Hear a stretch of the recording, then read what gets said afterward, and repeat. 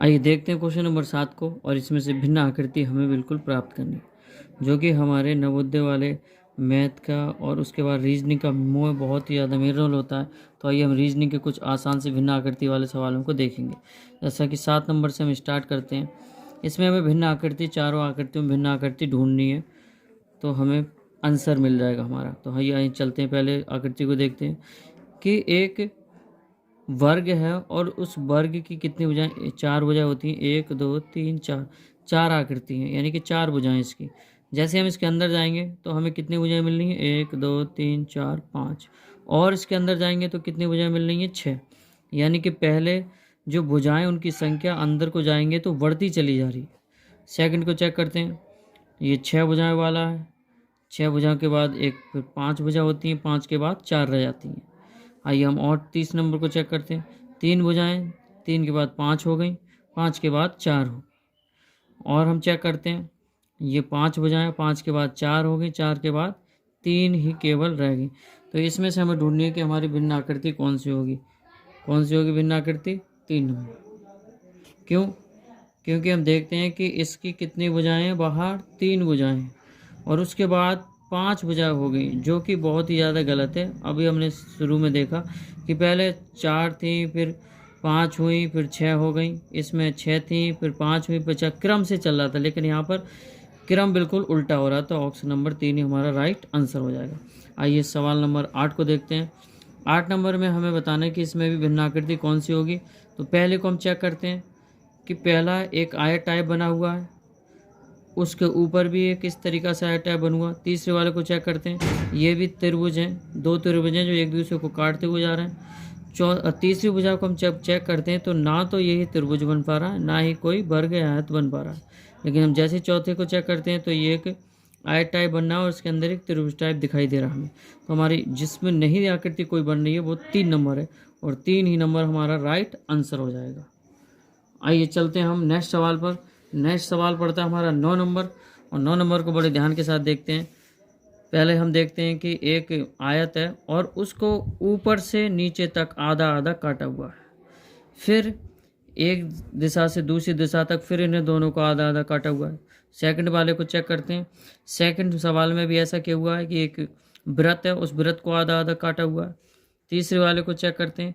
तीसरा हम बोल सकते हैं एक आयत है, जो आयत भी इस वाली लाइन से पूरा आधा आधा काटा हुआ है। जैसे हम चौथे क्वेश्चन पर आते हैं, चौथे नंबर विकल्प पे आते हैं, तो ये बिल्कुल विपरीत है, ये कोई आधा में कटा हुआ नहीं है, इसलिए हमारा 4th नंबर ही क्या हो जाएगा, आंसर हो जाएगा हमारा। आइए चलते हैं नेक्स्ट सवाल पर, सवाल नंबर 10 पर। सवाल नंबर 10 में देखते हैं कि पहले एक त्रिभुज है और त्रिभुज को पूरा आधा काटा हुआ है। दूसरे ऑप्शन चेक करते हैं, एक वृत्त है और वृत्त को भी आधा पहले काटा हुआ है। तीसरे नंबर को चेक करते हैं, ये भी एक आयत है और इस आयत को हम देख सकते हैं चारों भुजाएं, तो ये वर्ग हो गया हमारा वर्ग भी आधा आधा काटा हुआ है। लेकिन जैसे हम 4th नंबर ऑप्शन को चेक करते हैं तो ये भी देखते हैं हम, जब ऊपर से एक लाइन आती है जो इन दोनों भागों को आधा आधा कर देती है। तो अब हमारा इनमें से कौन सा आंसर हो जाता है। फिर ये तो हम इससे सिलेक्ट नहीं कर पा रहे हैं क्योंकि हम सब आधा आधा कट गए, तो इससे हमारा आंसर ना मिल पाया।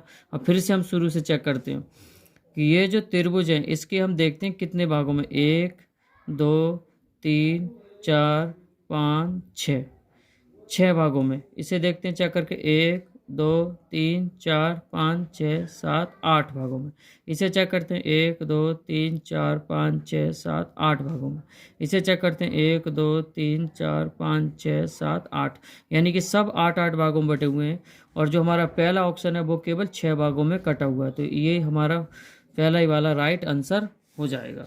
आइए चलते हैं हम सवाल नंबर 11 की ओर। 11 पर देखते हैं कि एक 6 भुजा वाला एक षटकोण है और इससे पहले आधा आधा काटा हुआ है, फिर इसके अंदर एक आयत टाइप की शेप बनी हुई है और उसको इस तरीका से जोड़ा हुआ है। अब देखते हैं सेकंड नंबर पर। सेकंड नंबर में एक त्रिभुज है, त्रिभुज को भी पहले ही आधा आधा काटा हुआ है। उसके बाद देखते हैं 30 नंबर ऑप्शन को। 3 नंबर में देखते हैं ये भी आधा आधा कटा हुआ है। चौथे नंबर को चेक करते हैं, ये भी आधा आधा कटा हुआ, इससे हमारा आंसर नहीं मिल पा रहा। और फिर से हम दोबारा चेक करते हैं, ये आधा आधा काटा, ये एक सेब इस तरीका से इसको आधा काटा, इस भाग को, फिर इसके भाग को आधा काटा, वैसे त्रिभुज को भी इस भाग से यहाँ तक मिलाया आधा काट कर, फिर इस भाग को यहाँ तक मिलाया। लेकिन इसमें ऐसा बिल्कुल नहीं, एक ही लाइन जा रही है जो इस तरीक़ा से, अगर ये लाइन ये वाली इस तरीक़ा से होता तो इसकी सेव आकृति इन चारों के समान होती। तो हमारा 3 जो नंबर है वो बिल्कुल तीनों भुजाओं से डिफरेंट है, तीनों आकृतियों से। तो यही हमारा राइट आंसर हो जाएगा। आइए चलते हैं सवाल नंबर 12 की ओर। 12 में देखते हैं कि एक वृत्त है और वृत्त को थोड़ा आधे से नीचे काटा हुआ है, आधा काटा हुआ नहीं है, लेकिन त्रिभुज को आधा काटा हुआ है। अब देखते हैं हम इस पर एक वर्ग को, ये भी आधा काटा हुआ, फिर एक त्रिभुज है ये भी आधा काटा हुआ, तो इसलिए हमारा राइट आंसर पहला हो जाएगा क्योंकि ये आधा काटा हुआ नहीं है। आइए चलते हैं सवाल नंबर 13 की ओर।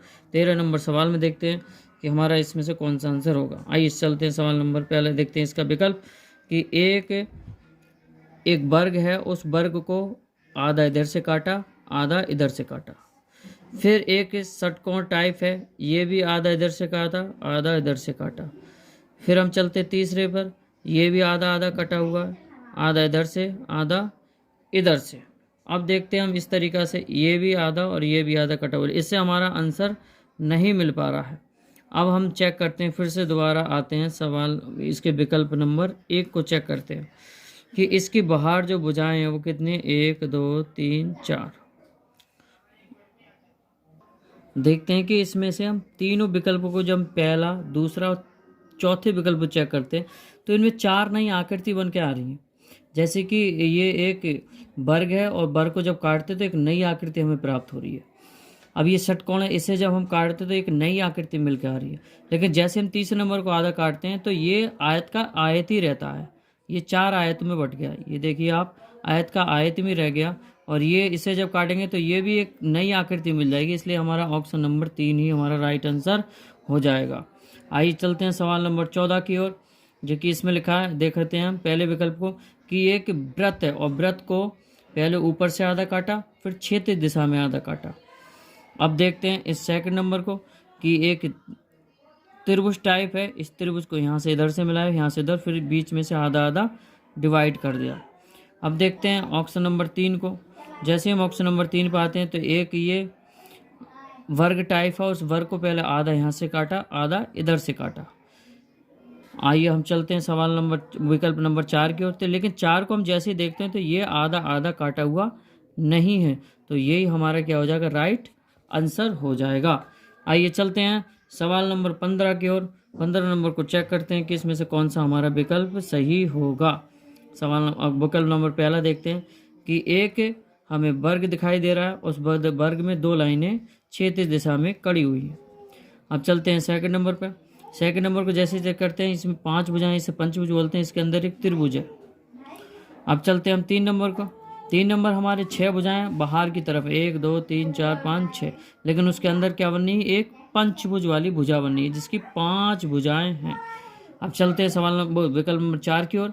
4 नंबर जैसे विकल्प हम देखते हैं कि 1 2 3 4 5 6 7, तो इसमें भी एक पंचभुज आगे मिलता है। तो अब इनमें से सबसे डिफरेंट में कौन है, सबसे डिफरेंट में हम देखते हैं, इसमें ऑप्शन नंबर हमें 3 प्राप्त होता है। क्यों 3 नंबर प्राप्त होता है, क्योंकि बाहर जो भुजाएं हैं वो कितनी है, 6 भुजाएं, और अंदर कितनी है, 5 भुजाएं। ऐसा किसी में भी हमें देखने को नहीं मिला। यहाँ पर हम देखते हैं इसमें बाहर कितनी भुजाएं, 5, लेकिन अंदर 3 भुजाएं, तो ये क्रम में अंदर घटता हुआ है। तो ये ऑप्शन नंबर हमारा 3 ही हमारा राइट आंसर हो जाएगा। मिल गई। आइए हम देखते हैं, इनमें भिन्न आकृति नहीं है, बल्कि हमें इसमें छांटना है कि ये कौन सा इन चारों में से ऐसा विकल्प होगा जो इस आकृति को पूर्ण कर सकते हैं, यानी कि पूरा कर सकता है। तो आइए इन सवालों को हम करते कैसे हैं। जैसे कि एक शेप बनी हुई है, एक आकृति बनी हुई है जिसमें हमें 3 तरफ से ये शेप दिखाई गई है और चौथी तरफ हमें खुद ही पूरा करना है। तो आइए हम इसे पूरा कैसे करते हैं। इसी की तरह हमें ये वाली आकृति बनानी है, ये लाइन ऐसे खींचनी है, फिर ये एक लाइन इस तरीक़ा से खींचनी है, फिर ये जो मिल के जा रही है एक लाइन यहाँ से इस तरीक़ा से खींचनी है। अब उसके बाद ये वाला पोर्शन देखना है कि ये वाला पोर्शन कहाँ बनना है, यहाँ से हम इस वाले पोर्शन को बनाते हैं। इस तरीक़ा से आकृति हमें एक प्राप्त होती जा रही है। तो आइए हम देखते हैं इन चारों में से कौन सा विकल्प बनता है। पहला विकल्प वो बिल्कुल डिफरेंट है, अलग है, क्योंकि तिरछा इसकी टाइप जा रहा है। सेकंड नंबर हम विकल्प को चेक करते हैं तो सेकंड नंबर विकल्प में ही हमें ये चीज़ें प्राप्त हो रही हैं।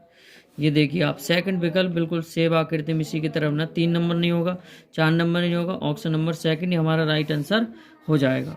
आइए चलते हैं नेक्स्ट सवाल की ओर। नेक्स्ट सवाल में देखते हैं हम कि इसमें से कौन सी आकृति हमें हमारा आंसर प्राप्त करके देगी। आइए हम चलते हैं इस तरीक़ा से। ये एक आकृति सेब बनी हुई है, ये आकृति सेब बनी हुई है, इस वाली आकृति की तरह ही हमें इसके सामने एक आकृति बना कर देनी है। तो पहले इस वाले पोर्शन को आप पूरा करिए इस तरीक़ा से। अब एक पॉइंट यहाँ पर है तो एक पॉइंट हमें यहाँ बनाना पड़ेगा। फिर हम एक त्रिभुज टाइप इस तरीक़ा से बना कर देना पड़ेगा, इसे इससे मिलाएंगे इस तरीक़ा से, और एक लाइन यहाँ से यहाँ तक खींच देंगे। फिर एक ब्लैक होल हमें यहाँ चिन्हित करना होगा। तो अब ये वाली सेव हम इन चारों विकल्प, आइए देखते हैं। सॉरी, ये थोड़ा गलत हो गया। ये विकल्प जो है हमारे दो हैं, वो एक इस साइड बनेगा, एक इस साइड बनेगा। ये वाला पॉइंट हम यहाँ पर ना लगाएंगे। तो हम देखते हैं कि इनमें से ये कैसी सेव आकृति बनी। ये वाला होल नहीं करना, ये साइड में 2 होल करने हैं हमें, और ये ब्लैक वाला यहाँ दिखाना है एक। तो आइए हम देखते हैं कौन सी आकृति हमारे सेव बनती है इसमें। सेम पहली आकृति हम चेक करेंगे, ये बिल्कुल डिफरेंट है, ये हमारा आंसर नहीं है।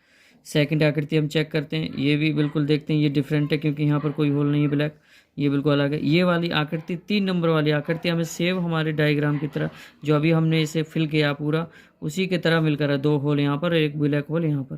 तो ये 3 नंबर ऑप्शन ही हमारा राइट आंसर हो जाएगा। बाकी हमें कुछ नहीं देखने की ज़रूरत है। आइए हम देखते हैं नेक्स्ट सवाल की ओर।